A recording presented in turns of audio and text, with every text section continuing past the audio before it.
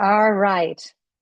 So, welcome everybody to the College Information Night for the class of 2027. I'm sure some of you are sitting there thinking, how did we get here so quickly?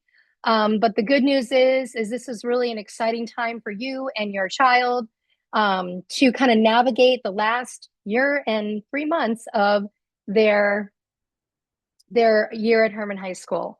So before we begin, the purpose of this evening is we have a guest today. I'm going to introduce him in a moment. But the purpose of this evening is to talk about navigating the college application process, as well as giving you resources and what to expect the senior year from Herman High School. So without further ado, and for the sake of respecting everybody's time, I want to introduce to you our guest speaker. Nicholas Ray is a senior associate director of admissions at the University of Maine. He has spent the last 23 years in college admissions. He's worked previously at Thomas College, St. Joseph's College of Maine, Kennebec Valley Community College, and then the last 12 years at the University of Maine as the senior associate director of admissions. And I can tell you that his department is incredibly supportive, very approachable, and a bundle of resources. And he is here representing UMaine, but he's also going to be very neutral and talk about the college application process and what to expect. And when he's done, we're gonna move into a Q&A for you to ask him some specific questions, and then we're going to turn our attention to what you can expect from Herman High School. So Nick, I think you have to click share, and then I'll give you permission to share. Okay.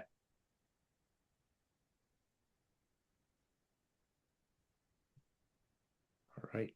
And bear with me as I'm getting used to the technology. I haven't done a PowerPoint via Zoom in a little bit. So I'm going to try this now, and let's see. Let me try again.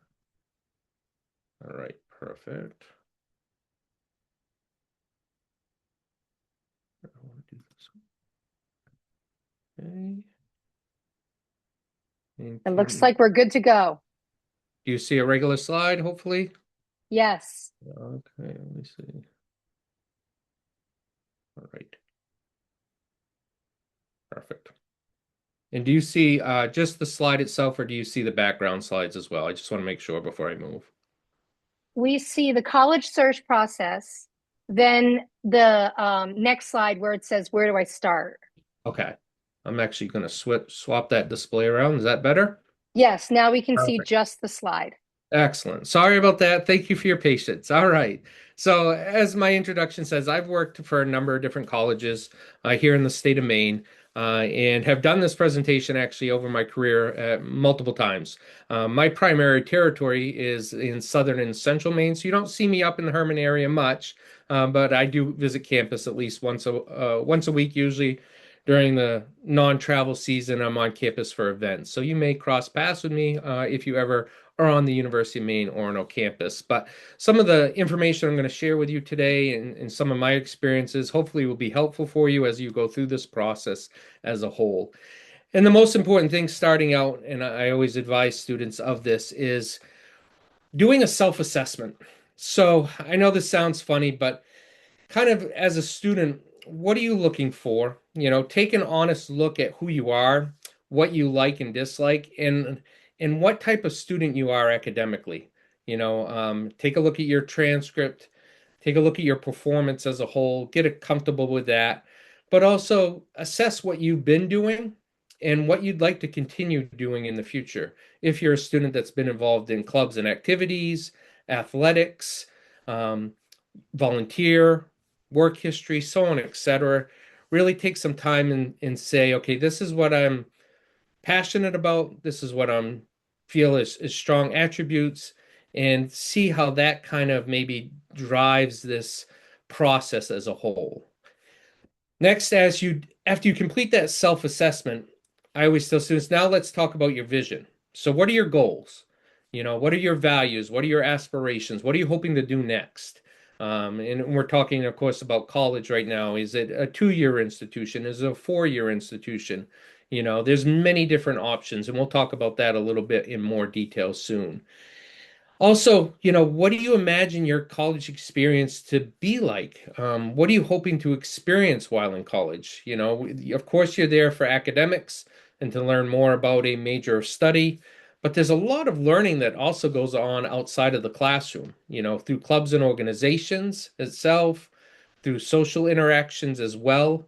Some of the valuable tools that you learn sometimes come in that setting outside of the classroom itself.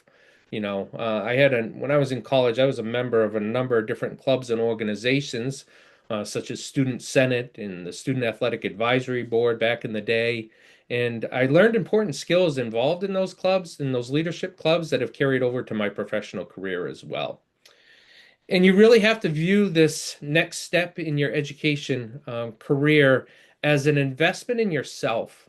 You know, I often tell students that a lot of the job opportunities that I've had over my career are due to my education. I wouldn't even be able to apply for the current job that I have without my degree, you know. And I tell students it's sometimes having the actual degree itself, a bachelor's degree or an advanced degree, is just as important as what it's in.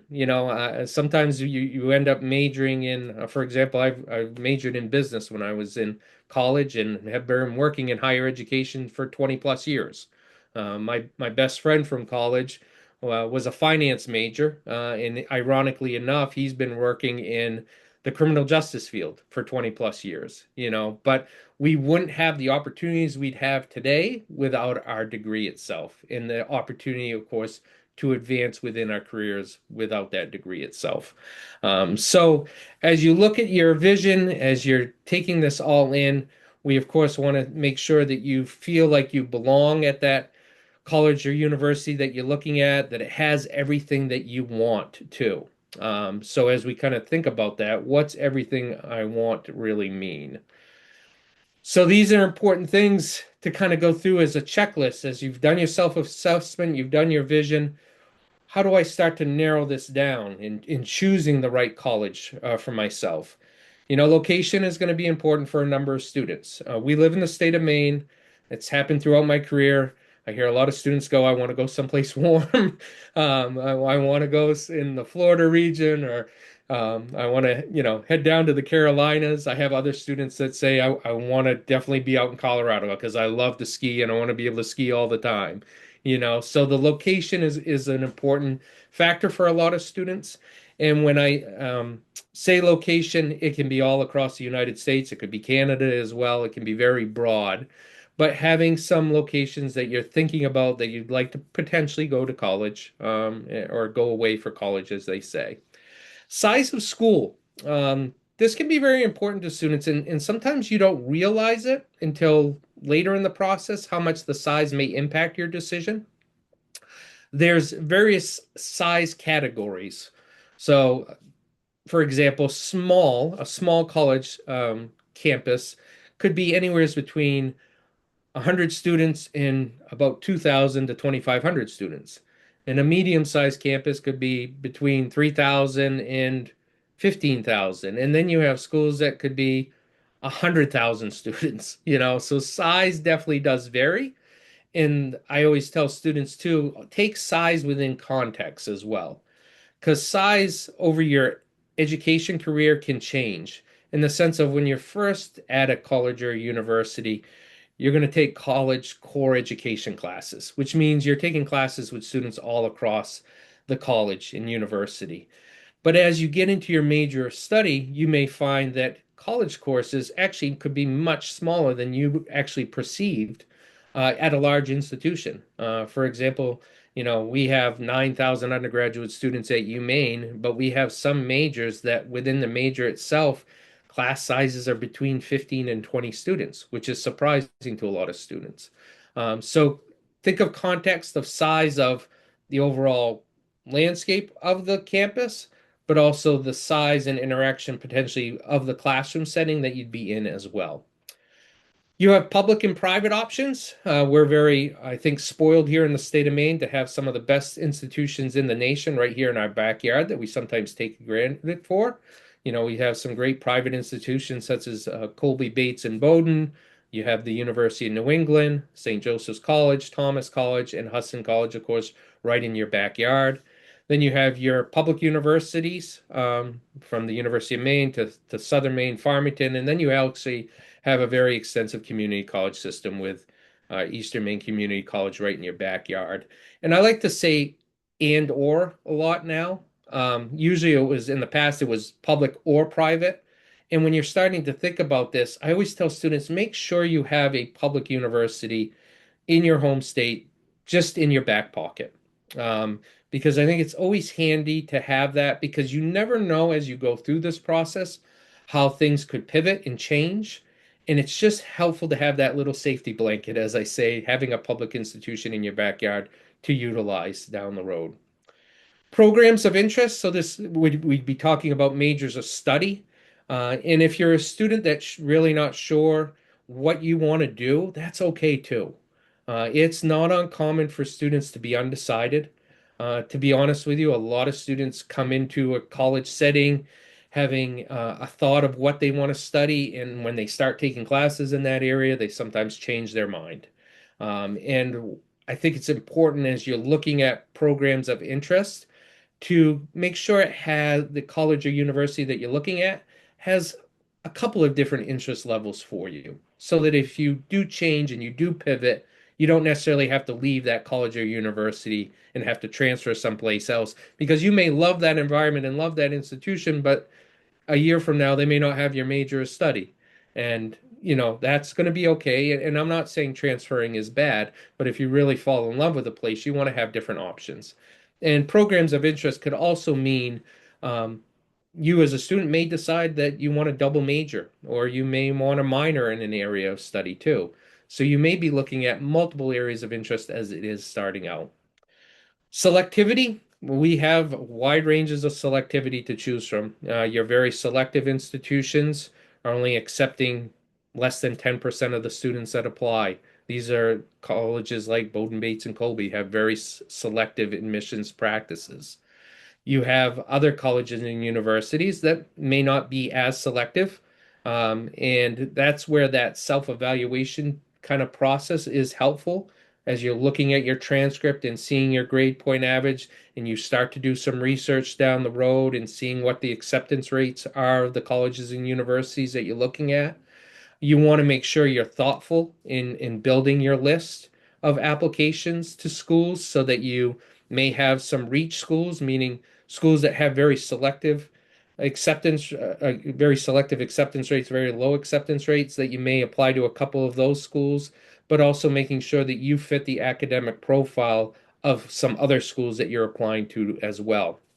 Now, there's all kinds of different statistics that say, what's the right number of colleges for a student to apply to. And this has varied over the years. When I was in high school and applying to colleges way back, I won't say how long ago, but many, many years ago, the average when I was applying to colleges was anywhere between four and six. And now that seems to be between 8 and 12 for some students. And that's perfectly fine. And there's some students that apply to more and some that apply to less. But I always stress to students, you just want to make sure that you have variety and flexibility when you're building that list, and having conversations as a family and, of course, with your school counselors is going to be very helpful in making that list for selectivity. Campus culture and values, this sometimes deals also with location and size of school may impact the culture and values of that institution as well. So to keep that in mind. So if you're looking for a school in which you can participate in maybe music, theater, and dance, or if you're looking for a school because you want to potentially pursue and continue athletics, or if you're looking for a smaller, cozy environment in the Northeast, as well. Culture and values is going to be very important to you as you look at these colleges and universities and finding out what you feel is important and what you value as an individual and what you as a student value, and how that relates with the college campus that you're looking at as well. And we'll talk about that in a little bit more. And then finally, cost. I always stress to students, never rule out a college or a university based on cost. You never know what a college or university is going to provide to you for financial aid or scholarships or support, but always make sure that you have some affordable options as well.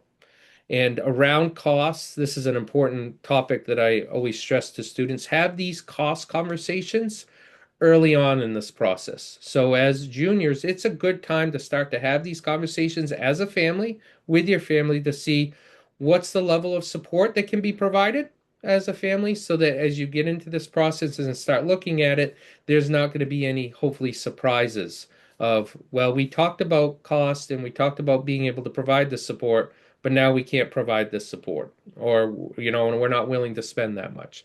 So just keep that in perspective as well and make sure, much like I said before, of having a school in your backyard, having some affordable options as well is going to be very important too.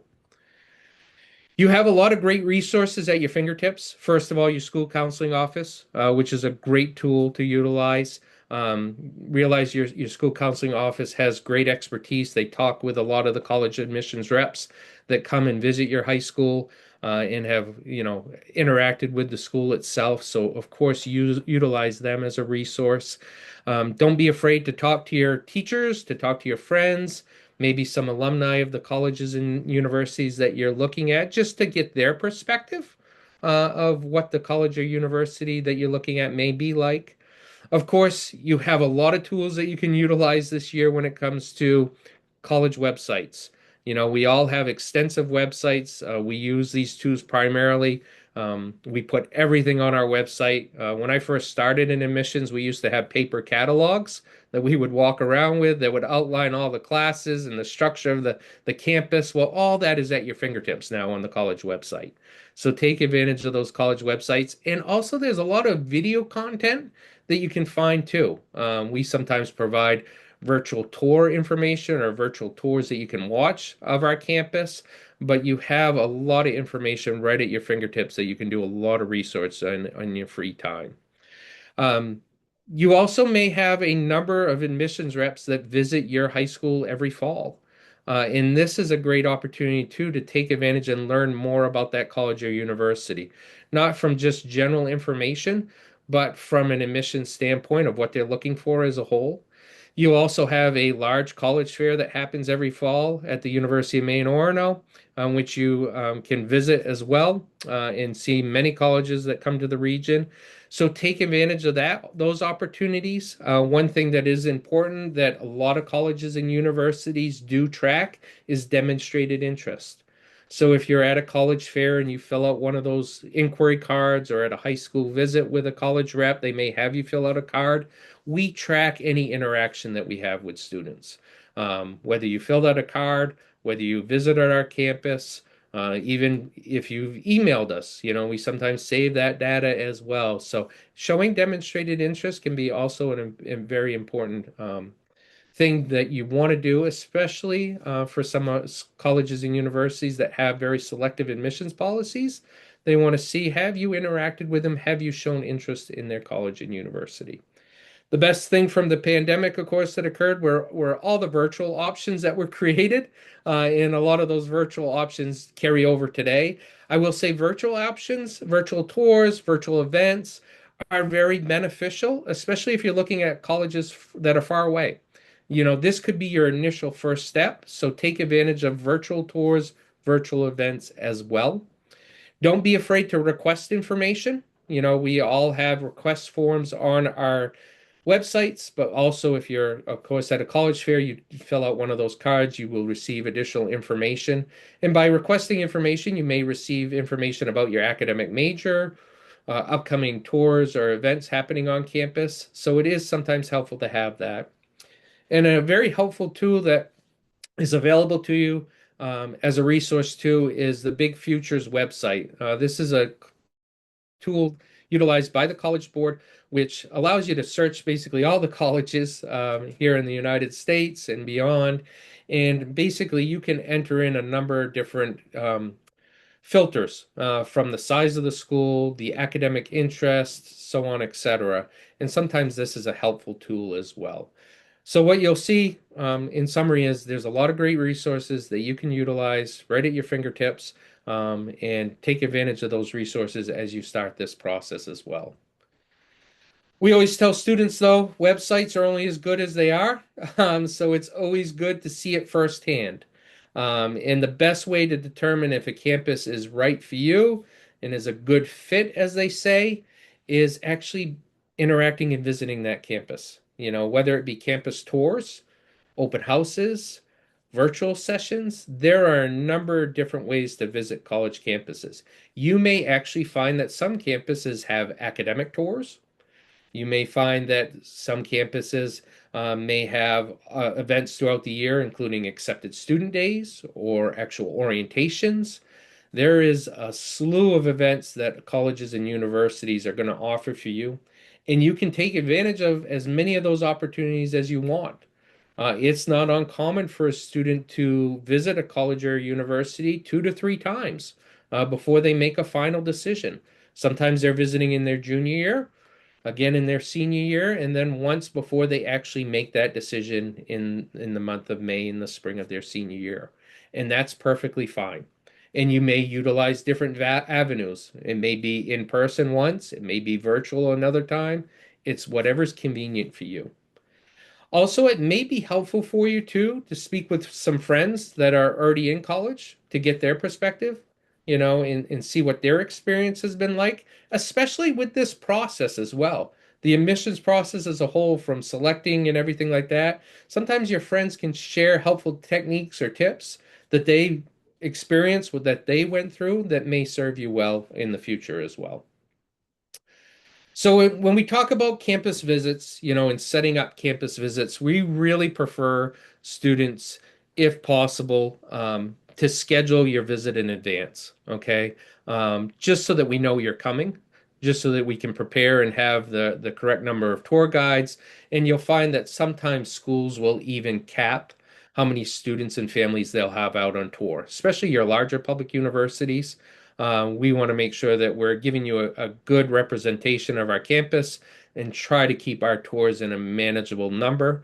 So please make sure that you're scheduling your visit in advance. You can schedule a visit via phone, but a lot of times, many colleges and universities are actually placing on their website their visit opportunities. You can often click on those visit opportunities and look out a month in advance, sometimes even 2 to 3 months in advance for tour opportunities or visit opportunities as a whole. I tell students, it's very convenient to visit campuses in the summer as a whole. It's a great time of year to visit in the summer in the sense of flexibility for vacations. Let's be honest, our campuses look wonderful in the summer. The grass is very green, the trees are full. Every campus looks wonderful in the summer. But I will say that sometimes campuses look very different with the seasons. As you know, we all live in the state of Maine. We have our mud season, we have our snow season, so on, etc. And the campuses can have different feels. But also, the campus feels a lot different when school is in session versus in the summertime. There is a certain energy on campus, a certain feel on campus that is much different. So I always tell students, if you really want to have a true feel of campus, try to be there when classes are in session, just so that you get that feel and that sense of that campus community as a whole. When you're on campus, of course, you're going to usually have a student tour guide, but you may also have an opportunity to stop off in other areas of campus, maybe the bookstore, maybe the dining hall, and you may have the opportunity to speak with students on campus and take advantage of those opportunities. You'll find that sometimes college students are very friendly, in my experience, and holding doors for you a lot of times. And you may draw up a brief conversation, and sometimes actually, some of our students will realize or can tell when students and families are out on tour, and we'll actually say hello and start up a conversation as well. So, take advantage of your interactions on campus to talk to other departments, even. You may actually walk through, let's say, a student union, where you may see some clubs and organizations, and you may start up a conversation there. And sometimes those are even just as valuable as the information that the tour guides are sharing with you out on tour. I think it's very important before you even do your visit to do some research ahead of time and prepare some questions before you visit. These are questions that are important to you and things that you may want answered. For example, maybe you want to get a feel of what's the campus like on the weekend? Is there student activities going on? Do students typically leave on the weekend? Are they sticking around? Those are important things. What's school spirit like? Our clubs and organizations, how do I become involved? These are all some important questions that you can ask while out on tour, but they should be questions that you as a family take advantage of that in preparation before your visit so that you leave there getting all the knowledge that you can. And the last bullet point as a student, be a leader on your visit. So I'm going to share a quick story with you. I was working at St. Joseph's College a number of years ago, and I won't forget this ever. A family comes walking through the door for a campus tour, okay? And mom and dad come through the door, and the door shuts.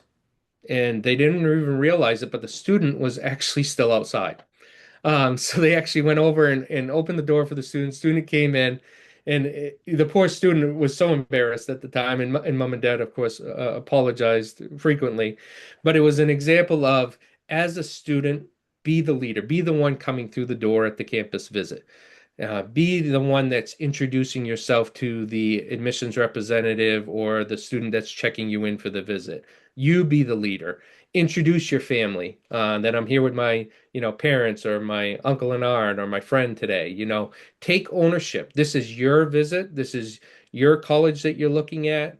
Be the leader on it and lead from example in that sense. I think it's always important. And I'll never forget that. Poor student locked right outside, and mom and dad just looked back and was wondering, is the student still in the car? Oops. So the application process for colleges and universities you're going to find is pretty uniform. So we've already visited campus, let's say. We know what colleges and universities we're going to look at. How do we go through this process? You're going to find that some colleges and universities may have multiple ways that you can apply. Uh, just as an example, at the University of Maine, we have the Common Application, which is an application that over 400 colleges nationwide are part of, that you can submit one application and submit it to a number of schools. And then you may hear the term of an institutional application. So this is usually a homegrown application that you can fill out. There are some schools that also have like a quick application or a quick form that you can do. So there may be multiple ways that you can submit an application or a form to a college or a university. The most important thing that I'll stress here is take your time in doing the application. Don't rush through it. Make sure that the punctuation is correct. I still see applications that are all lowercase. I also see applications that when I get to the activity section, there's only one thing listed, and that's it. And I'm like, oh, I guess this student isn't very involved. And then as I get through the rest of the application materials that the school has submitted or the letters of recommendation, I now find out that the student is involved in much more.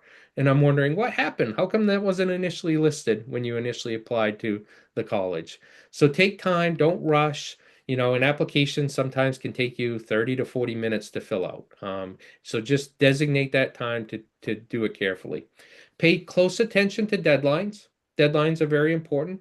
So when we're talking deadlines, you may have a early decision deadline, an early action deadline, a regular decision deadline, a rolling admissions deadline. And deadlines are firm. If you miss a deadline, you've missed a deadline. There's usually not any extensions that are being made. And that sometimes is a harsh reality for students. So what I tell students is don't procrastinate in this process. If you know there's a deadline, give yourself plenty of time to meet that deadline. Okay. So quick terms that I just shared with you. Early decision is a binding agreement. You can apply only to one early decision school.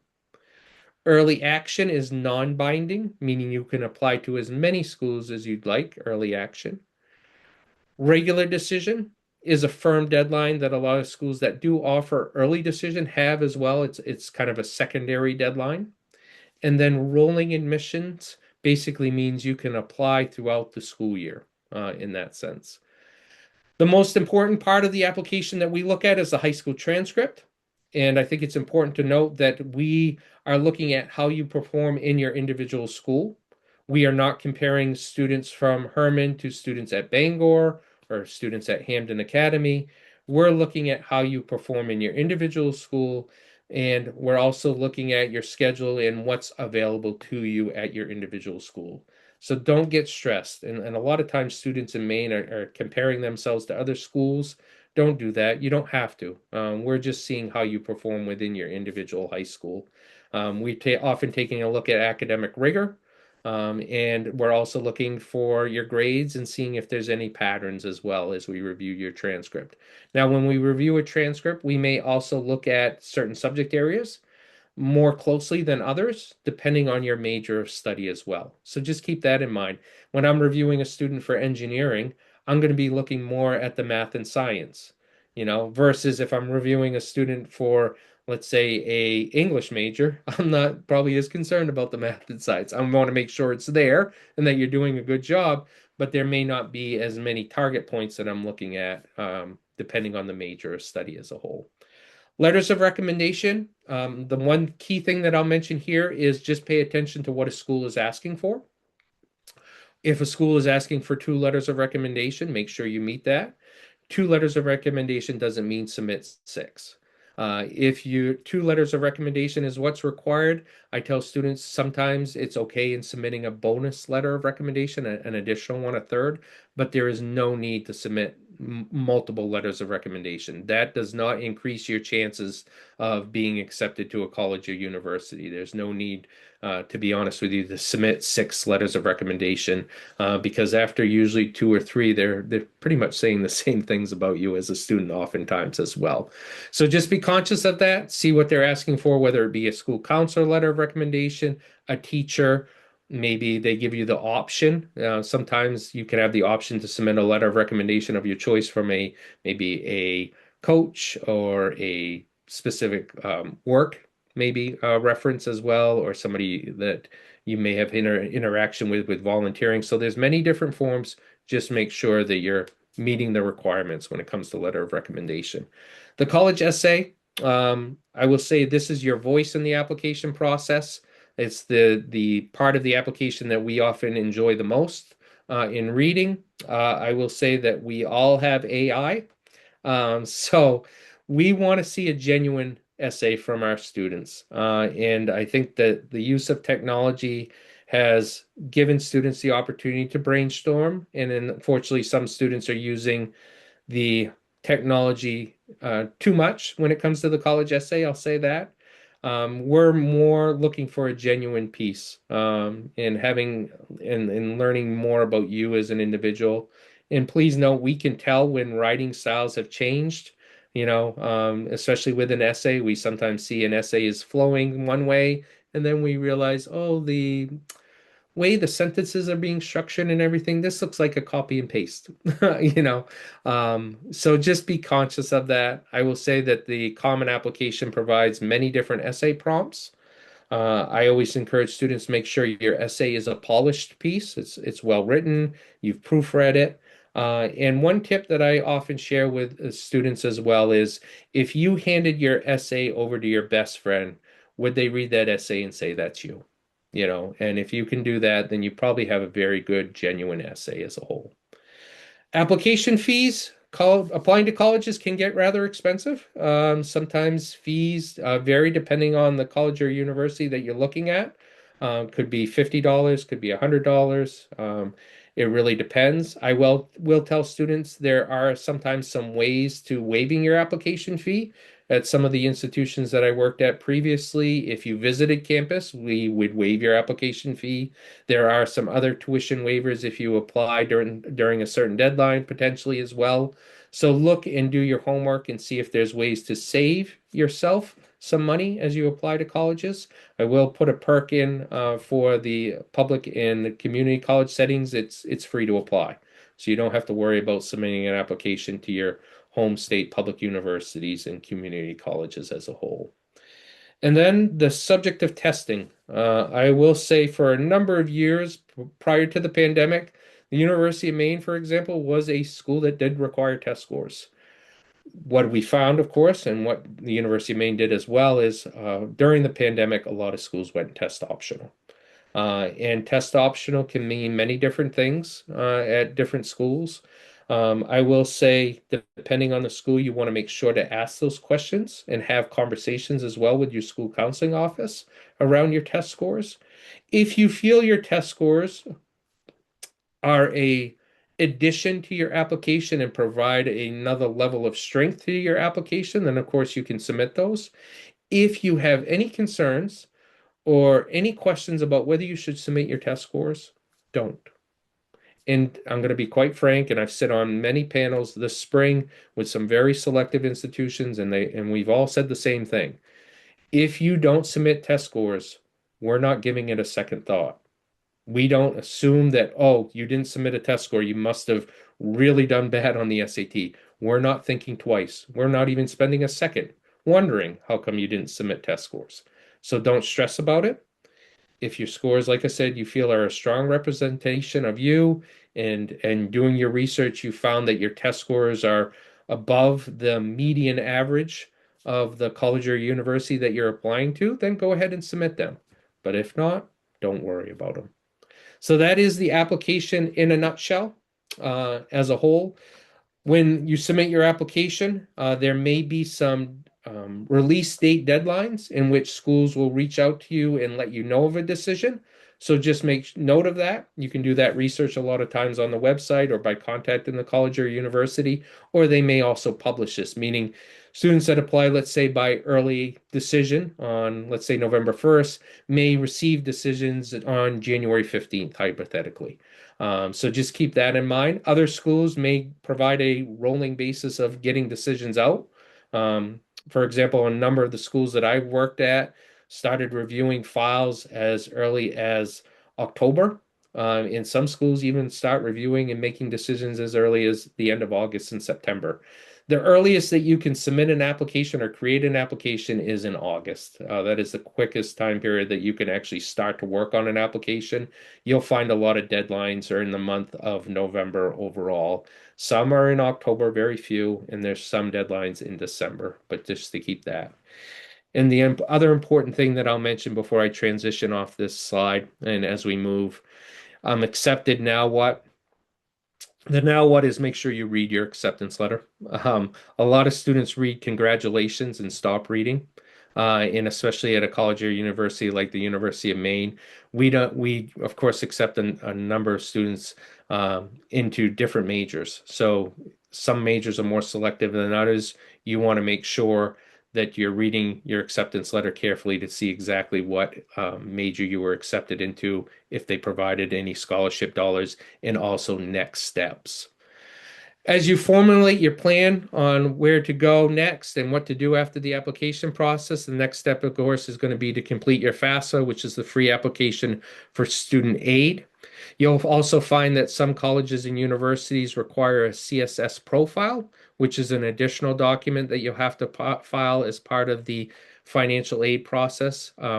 As a public university, we don't require a CSS profile. Some of your selective institutions do require that document as well as part of the financial aid process. Take advantage of applying for scholarships. They're always very helpful. I think it's the biggest regret that I have when I was going through the process that I didn't take advantage of more scholarship opportunities within my hometown in high school. It's the one time in your life that you could fill out an application or even write an essay and get $100 or $500. And if that was the case in the real world, we'd all be at home writing essays, filling out applications to get free money. So take advantage of scholarship opportunities. Have a real understanding, as I spoke about earlier, about student debt and cost. Realize that cost isn't just a 1 year. Times that cost by 2 years or 4 years, depending on how long you're planning on going to school. I often hear students and families say, well, we're going to make it work this year.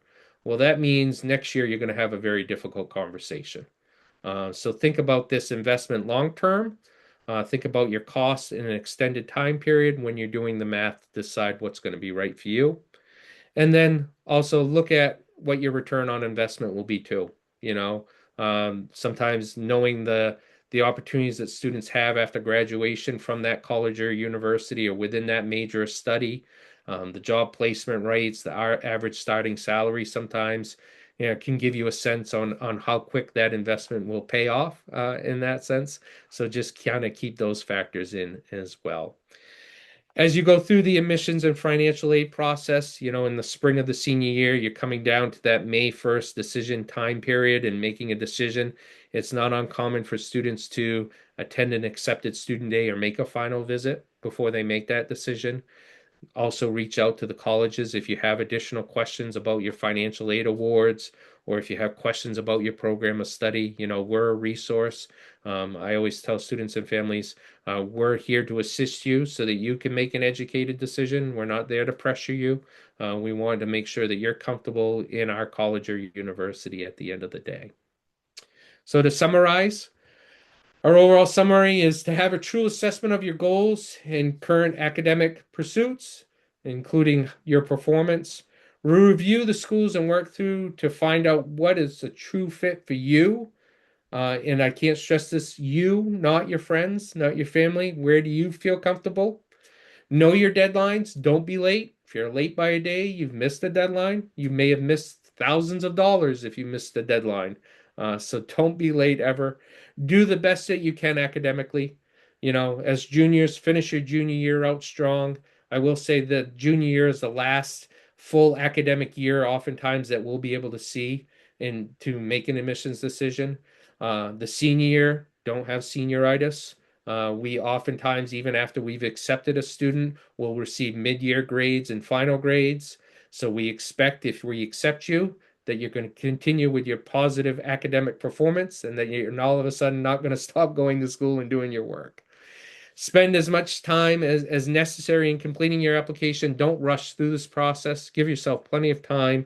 And also, as you go through this process, keep the lines of communication open between students and families.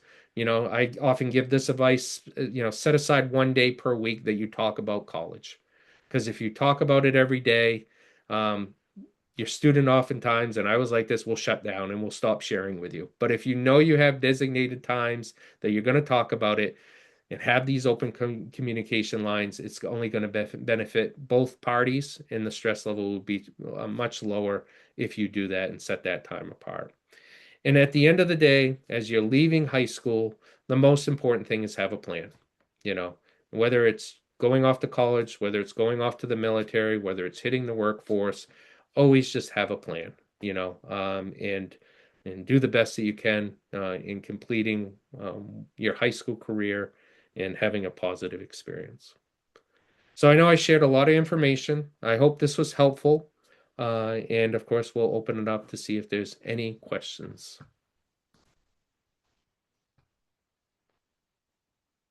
This is a great time if you have any questions for Nick to go ahead and just ask them. He's here for us, and I just want to make sure you have access to that resource. I have a couple questions I'd like to ask. Sure. My mom helped to make these questions, but That's fine. the first question we had was, how am I going to obtain multiple degrees at once? Like if I wanted a science degree and a history degree, how would I do that? Yeah, that's a great question. So, rule of thumb is when you initially apply to a college or a university, they're only going to accept you typically to one major study. Okay. So, your acceptance will be to your primary major. And then, if you have multiple majors or even a minor, let's say, you're working with your academic advisor usually in that first year to kind of map out your plan and what you'd like to do. So students in that first year are discussing, well, I'd like to add a minor in business, and I'd also like to study abroad. And my goal is also to do an internship. And that's when you start to have those conversations in the first 2 years of, okay, how are we going to make this all work? How we're going to lay the classes out and meet the objectives of what you want to accomplish at the end of the day. So I always tell students some colleges and universities allow you to list multiple majors when you apply, but they're initially going to only accept you to one, and you'll work with your academic advisor to complete your program with those other interests during your time in college. Oh, yeah. All right. Thank you. And the other question is there like any type of like self-assessment tool online that I could help myself with to study? That's a good question. I can't think of one off the top of my head. I'll turn it over to Miss Smith if you use any tools right now in the high school setting. And by self-assessment, I wasn't getting real, and I apologize if I got too deep on that. I just mean from a review standpoint of know what you've been involved in a lot of times in the sense of for clubs and activities as a whole. What have you done from your freshman year to your senior year in that sense? And also know from a self-assessment too your performance. Be familiar with your grades, the classes that you've taken, the level of classes that you've taken as a whole. I know that seems very minuscule, but sometimes when we're meeting with students and we're asking questions, of students maybe in a campus interview or a transcript review, students are often like, "Oh, I can't remember what I've done or what happened." Sometimes they even have students that I'll say, "I'm looking at your transcript, you struggled in this class. Do you remember what happened back then?" And some say yes, and some say no. But it's really just having a general self-assessment done. You don't have to go in a very thorough detail looking back to, your years beyond high school. It's just what you've done in high school and how that may apply, of course, to the colleges that you're looking at. And Miss Smith, go ahead. I'm sorry. Yeah, no, no, I'm glad you said that.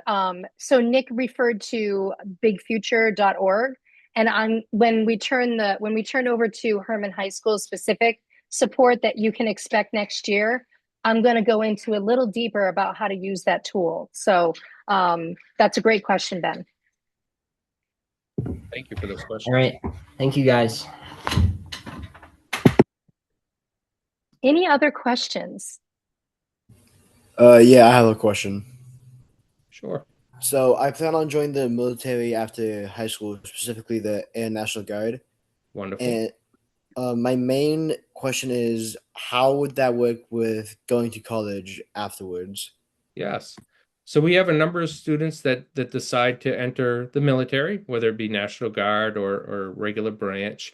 Usually, there's two ways that sometimes students do. They'll enroll and enlist for their time period, meaning that they'll sign up for a 4-year term, let's say, and then decide after signing up that they want to enroll in a college or university, and they can then use the benefits that they received in serving to pay for their college. A lot of times, we do have some students that enroll in the National Guard and do some of their they delay their start. So meaning they do their weekends, of course, of service that they would have during their time while in college. They oftentimes will have to go away for basic training, which is usually in the summer and fall. So some students elect to start college in the spring, and some students actually defer and start school the following fall. So there's a couple of different pathways if you're looking to serve and then do your education. Some can do it at the same time, and some will wait and do their education after returning, especially the National Guard. Sometimes there's flexibility in being able to serve and do some of your requirements, of course, while you're in college. I will say, too, just to keep in mind, some colleges and universities have ROTC on their campus, meaning that you can become part of the military. For example, we have Army and Navy ROTC right on our campus, where you're doing a lot of your training on the weekends and maybe in the mornings, and you've signed that commitment, you finish your education at UMaine, and then you go into your service term. And a lot of times students are going in as an officer level because they have their degree under their belt as well. I hope that answered your question. Yeah, it did. Thank you. Thank you so much. Any other questions for Nick? Go ahead. Hi, I'm just wondering, so I plan on getting a graduate's degree, Yes. and I'm just wondering whether I should just focus on a college that has the undergrad that I would want to do, or should I try to look for a college that has both? That's a good question. That's really up to your preference. We see a mix, and I've seen a mix over my career of students that have done their undergraduate and graduate degree at the same college or university. And I've also seen it be different as well. So I'll say it can be preference in that sense, but it also can be depending on what you're looking to study. And what I mean by that is if you're, let's say, hypothetically, you're a business major and you want to get your master's in business administration, then you may decide that you want to stay at the college or university that you're at and complete that in a 5-year time period, let's say, or you may decide geez, I've learned business for my bachelor's degree at this one institution, and maybe I want to experience the education at another school, which is perfectly fine. And you'll also sometimes find if you're a student that's interested in going on to a medical related field, you're sometimes going to have to do two different, colleges in that sense to get a medical degree. And specifically, too, if you're looking to go on to law school, oftentimes you're going to have to go to a second college or university. Very rarely do you find one combined. For example, the Maine School of Law here in the state of Maine is a separate entity of the public universities. So it's really your preference. And sometimes it's convenience, sometimes it's experience. Sometimes students find they may not initially be able to go off to the college or university they wanted to for their undergraduate degree for many different reasons, and go on to that same college or university later down the road for their graduate degree. So it's really your preference as a student. There's no right or wrong answer in that scenario. It's really what's best for you and what you feel comfortable with. Okay, thank you. And I will say too, sometimes for certain graduate programs, you may actually have the opportunity to get paid while you go to school. There's graduate assistantships programs in which you can actually be hired by an office on campus, get paid for working and paid for your education, and don't have to worry about paying for a graduate degree in some instances. Of course, that's not the case with every degree, but there may be some opportunities for that as well. We actually hire a number of graduate assistants in the admissions office, and their education is paid for, and they also get a few bucks in their pocket as well. And that's something that not every college or university offers, but some graduate programs at some schools across the nation do offer that. I appreciate all these questions. They were great. Anyone else? All right. So, thank you so much, Nick, for joining us tonight. I really appreciate it. And so does everybody in the call. We really appreciate your support and coming on and giving us the information that we need. Thank you very much for having us, and I wish you all the best. And of course, if you need any assistance, don't hesitate to reach out to us in college admissions. All right, let's turn to what is next year going to look like for Herman High School. And I let Nick know that he is welcome to leave the call. We're going to continue on, but he's welcome to stay. But I just want to kind of move in and shift into what you can expect from Herman. So let's go ahead and talk about that. All right. So we are really excited for our juniors. I can't believe you're already going to be seniors next year. That is just crazy to me. And I'm really excited to talk to you about what to expect the next few months and then throughout the senior year. So, class of 2027. Just a reminder for those who have their last name A through L, you fall under my caseload. And if you're M through Z, you fall under Mrs. Walsh caseload. Those are important things to know because we're going to be working very closely with you starting, well, we've been working closely with you, but we're going to continue working closely with you as we navigate the next year and 3 months. Melanie Watt is our registrar, and anytime you need a transcript sent, she is your girl. She's who you want to reach out to. All right. Sorry, that was not. There we go. All right. So Nick mentioned something about Big Future. Big Future is a wonderful site that you can utilize. And Ben, you had asked for about a self-assessment. This is a wonderful tool that helps you to match yourself with colleges, compare schools, look at affordability, start building a list. And so I want to share with you a little video about that. And of course, it's going to give me an ad first. I'm sorry about that. There we go.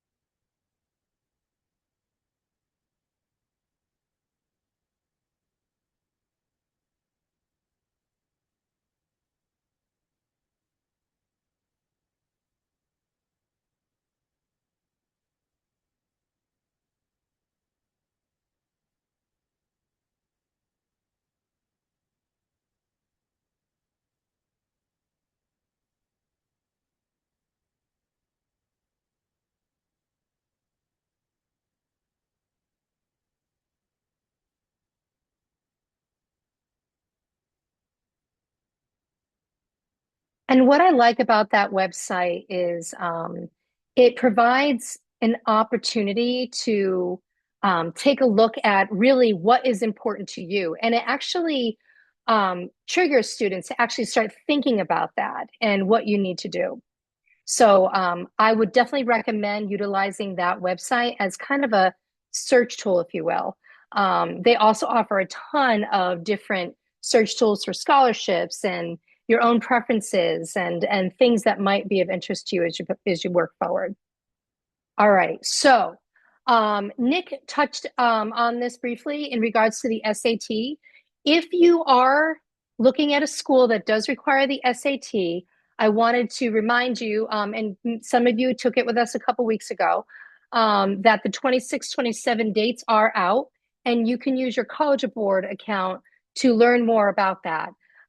There's a lot of information on there as well. Those test dates are somewhere in the state of Maine. Sometimes Old Town holds it, MDI, different high schools offer it on Saturdays. We provided a school day SAT in March, but there are other dates to take the SAT if you're going to be looking at a school that does require it. How does it impact your application? Just like Nick said, many colleges are now test optional. And I'll be honest with you, I am thrilled about that because oftentimes a one-day test does not capture who you are as a student. And so it's really nice to know that for many of you, that is not something that's going to be required. However, if you're looking at a school that does require it, there's options for practice, and you can find that all through your College Board account. So what does this look like at Herman High School for next year? So Herman High School is going to be providing all kinds of support for you as you navigate the senior year. One of the things that we recommend to you is to start asking for letter of recommendations this year. Now, some teachers like to have them before the junior year comes out so they can work on them over the summer. And we have a form that is outside our school office that requires you to kind of fill a form out and give the teacher information for reference. That form looks like this, and it's sitting outside our office, and it just gives you an opportunity to tell whoever you're recommending what you're looking for them to say. In saying that, we also have a folder that I'm going to talk about that has that same form in it. But a lot of teachers like to get that recommendation request before school gets out. And it's really nice to come back from your summer with those letters of recommendation already completed. We're also offering our annual Common Application Workshop. Just like Nick had mentioned, this is a one-stop shop for most schools in the United States where you fill out one application and you blast it out to all of your schools.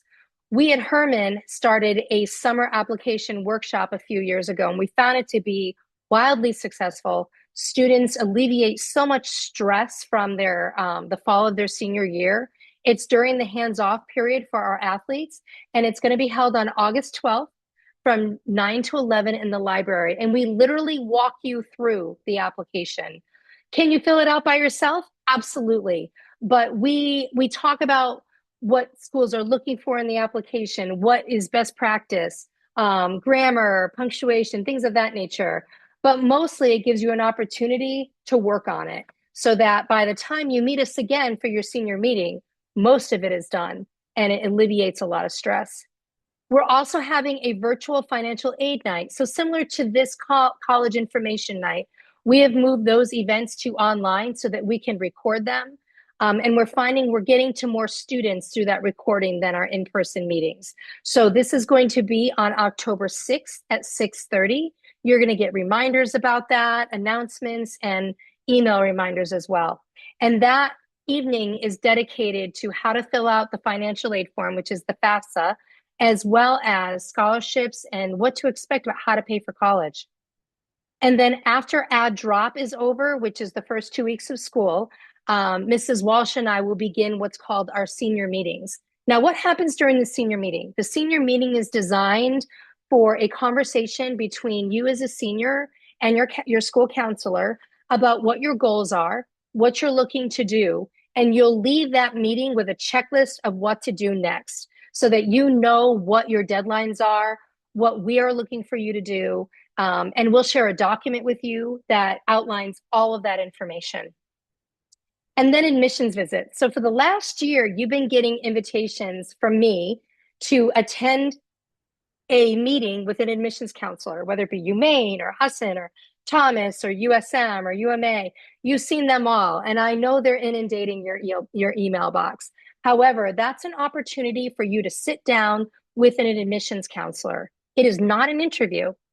And so if you came to school that day in a sweatshirt with your hair up in a bun or sweatpants or whatever, don't worry, still come, because the admissions counselors want to talk to you. It is not an assessment of any sort. It's just for them to get to know you a little bit, but then mostly for you to get information about their programs. So the Common Application Workshop, I want you to save the date. Wednesday, October 12th, from 9 to 11 in the library. Maine's community colleges do not use this application. So just keep that in mind if you're looking at community college. I'm going to talk about community college in just a moment. But the goal of the morning, again, is to complete up to 80% of your college application before your senior year even begins. I'm going to be sending out a sign up through your email with a Google form with all the details. And I'm going to ask you for information as well, so I can contact you over the summer and remind you about the application workshop. We typically have 30 to 35 students who participate in this every year. And the feedback we get from them is, I am so glad I came. It's so nice to know that I've started my senior year with most of this application done. Okay, speaking of community college. So you may have heard last week that the governor signed a bill that made Maine's community colleges for the class of 2026 on 100% tuition free. What does this mean? That means that starting with this year's senior class, there have been other classes, but this is indefinite. For graduates in 2026 and beyond, funding will cover 100% of tuition. Students will still be responsible for books, fees, supplies, and other educational related experiences, but the tuition is covered. Students who qualify for federal and state grant aid, so if you're at a income level that would connect you with a Pell Grant, those additional funds could potentially cover book supplies and educational expenses, but your tuition is still covered. So I wanted to mention that to you. There are many articulation agreements between the community colleges in Maine and the University of Maine system, and some with Husson. And if you're thinking community college, I wanted to mention that that is absolutely an option for you. Again, our financial aid night is on October 6th at 6:30 p.m. You will receive an invitation to that and many reminders. As you know, students, we do announcements every day and we talk about all of these events that we have. So my biggest advice is to listen to those and to pay attention. The folder. So we have in our office, in the guidance office, a folder that has all the documents that you need moving into your junior year. I would like to invite you to stop by and pick up that folder. What's in the folder? Information about events that are coming up, the letter of recommendation form that I talked about, how to use the Common App, and a document that is very important to me, and that is our senior calendar. This document, in my dream world, if I were to walk into your house, would be on your refrigerator in your kitchen and would have check marks.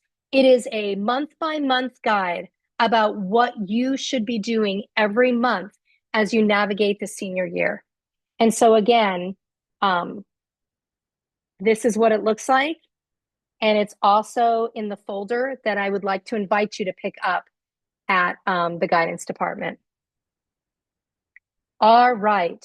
So I'm going to stop sharing my screen and open it up for questions for you in regards to Herman High School and what to expect next year. Mrs. Smith, I have a question about the folder. Do we pick it up this year or next year? They are ready. My registrar has created them. They're printed, they're put together, and they're sitting on the counter in guidance. Come on down and grab one. All right. Is it like by name or is it just blank? It is blank. So we utilize University of Maine for this call. They're going to be in Husson folders. Husson donated a bunch of folders to us so that we can give you all of that information. So if you see a Husson folder, doesn't mean you're picking up information on Husson. You're picking up the senior folder. And there's a big sign that says junior folder or senior folder. Okay? All right. Thank you. Yeah. Any other questions?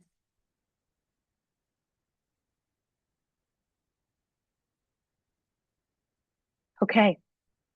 I know we've been together for a while now tonight. I would like to thank you all for staying on. Again, we moved this to a virtual because our attendance was just not great. And we found that when we upload this to the YouTube page, we get like almost 80 hits on it. So we know that families are looking at it and we think this is a better option. But what I would like to say to you is both Mrs. Walsh and I would love to meet with you in person if you feel like you'd like to come in as a family or meet with us one-on-one as students and counselor. We are excited for you. This is one of the favorite parts of our job is this process, and we look forward to working with you. All right, we are all done. Thank you all for coming, and I hope you have a lovely night. You too, Mrs. Smith. You too.